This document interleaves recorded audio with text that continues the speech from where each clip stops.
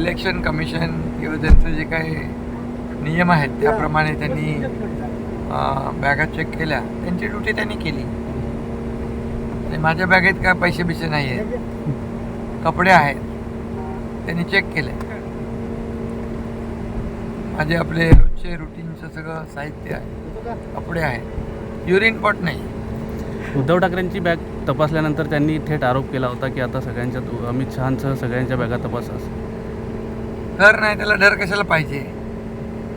अरे त्यांचं काय चूक आहे? ते कर्मचारी, ते निवडणूक आयोगाच्या विभागाचे अधिकारी आहे, त्यांच्यावर काय राग काढायचा?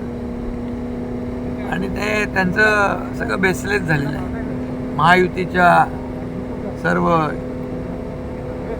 कामामुळे आणि जे काही वातावरण संपूर्ण महाराष्ट्रामध्ये लाडक्या बहिणींनी निर्माण केले त्यामुळे सगळे बिथरले.